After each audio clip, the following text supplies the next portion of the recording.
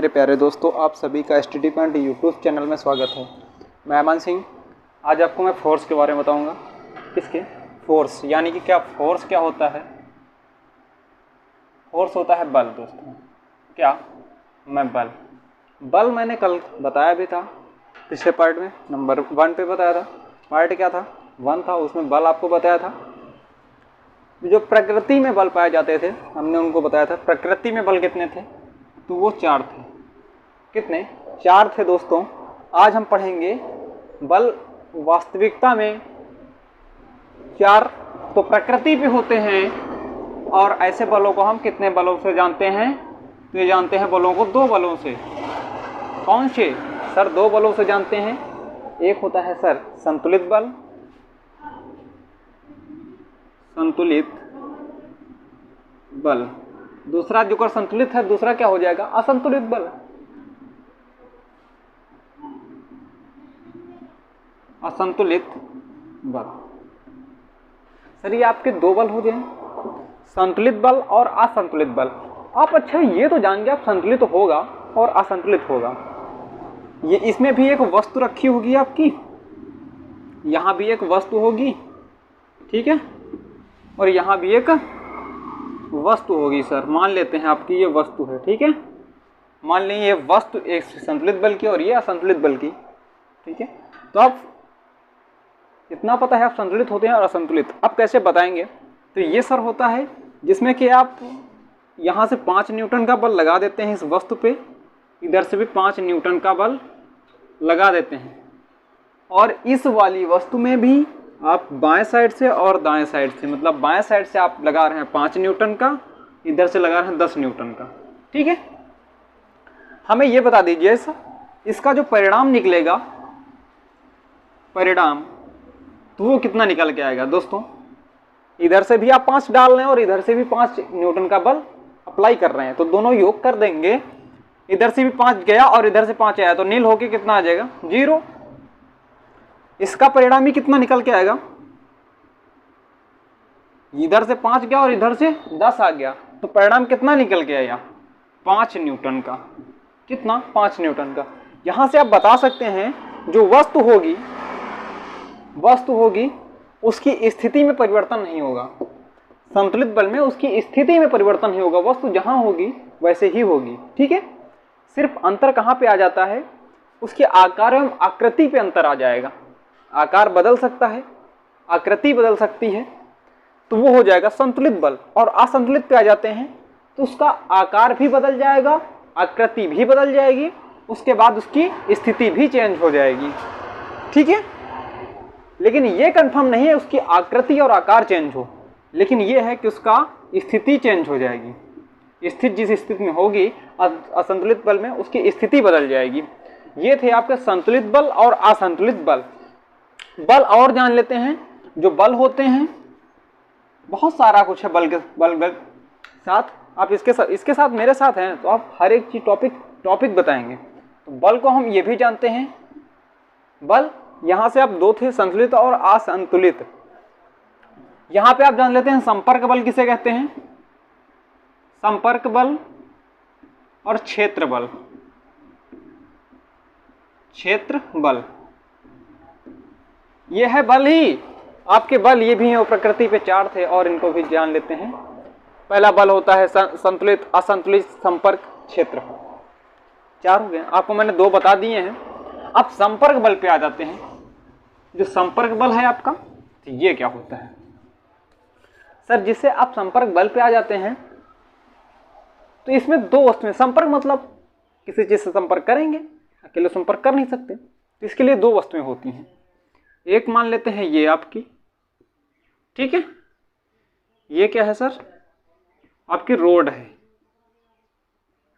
Road, ठीक है। ये क्या है? रोड है सर, ठीक है। और वस्तु मान लेते हैं आपकी ये है, ये आपकी कार है, ठीक है। ये आपकी कार है सर, ये वस्तु हो गई। और ये अब जब कार चलेगी वो संपर्क किससे करेगी? आप रोड की सतह से संपर्क करेगी ना, रोड के संपर्क सतह से करेगी, जिसे ही हम संपर्क बल बोलते हैं। यानी कि जो वस्तु होगी, दो वस्तुओं के आपस में संपर्क होने वाले बल को हम क्या बोलते हैं? संपर्की बल, संपर्क बल बोलते हैं। अब जो संपर्क बल होगा, यहाँ पे रोड देखिए और पहिया देखिए, यहाँ पे रोड देखिए और पहिया देखिए। सर यहाँ पे जो चल रहे हैं इससे बल कौन सा बोलते हैं? इस संपर्क बल बोलते हैं। जो आपसे आपस में दो चीज छू जाती हैं तो संपर्क बल बोलते हैं। उसके बाद यहाँ पे कौन सा बल उत्पन्न होगा? तो उत्पन्न होता है घर्षण बल। यहाँ पे कौन सा बल होगा? यहाँ पे होगा सर घर्षण बल। घर्षण बल कौन सा? घर्षण बल। घर्षण बल अच्छा कार्य कैसे करता है तो आप ये भी जान लेते हैं, नोट पे डाल देते हैं आप।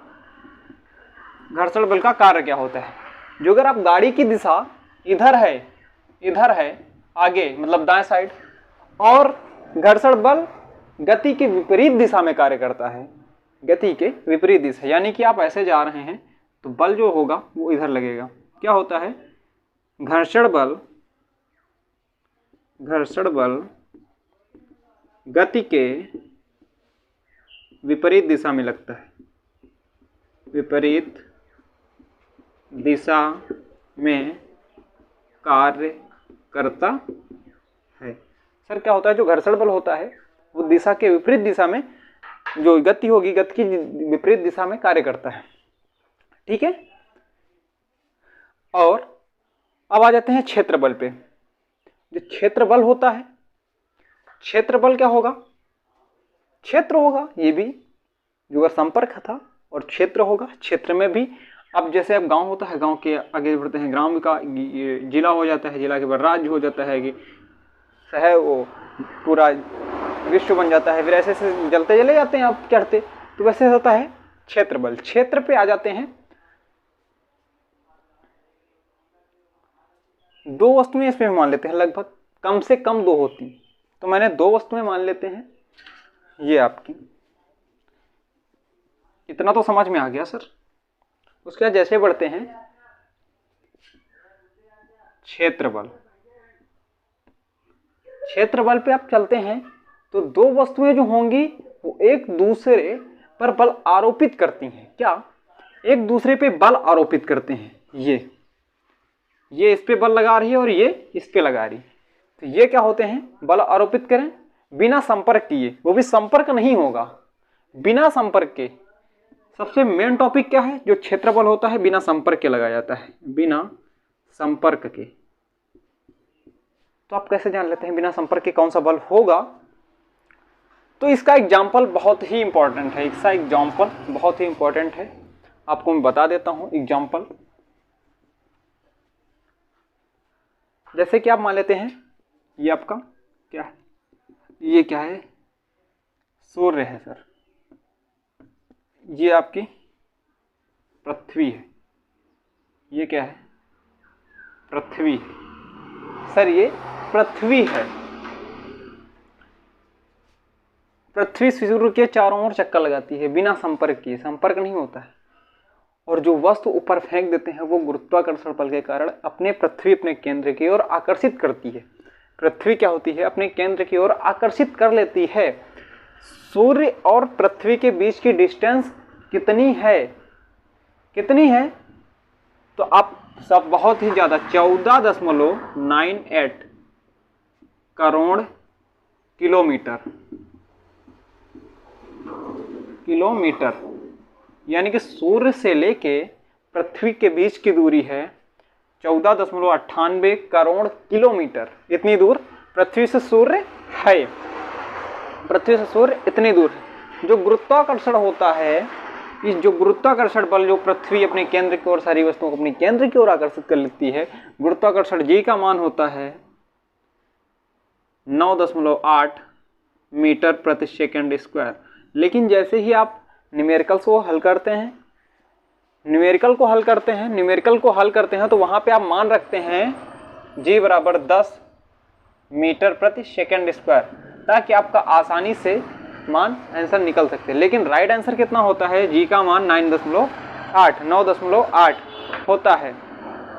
जब गुरुत्वाकर्षण बल आपको बता ही रहा है तो गुरुत्वाकर्षण बल भी बता देते हैं। बल क्या होता है? फोर्स, यानी कि F होता है। F होता है। यहां से आपको वस्तुएं होंगी, ठीक है, ये मान लेते हैं, ये m1 है और ये m2 है, ये बीच की दूरी r है। सर जो पहली वस्तु होगी F प्रपोजनल यानी कि अनुक्रमानुपाती G m1 m2 अपान r स्क्वायर, यहां से क्या हो जाता है, द्रव्यमान पहला और दूसरा द्रव्यमान दूरी के वर्ग के व्युत्क्रमानुपाती, जो द्रव्यमान होते हैं उनके गुणनफल और उनके बीच की दूरी के वर्ग के व्युत्क्रमानुपाती होती है फोर्स यानी कि बल का मान। जो यहाँ से G का मान होता है, कैपिटल G का मान 6.67 होता है। कितना?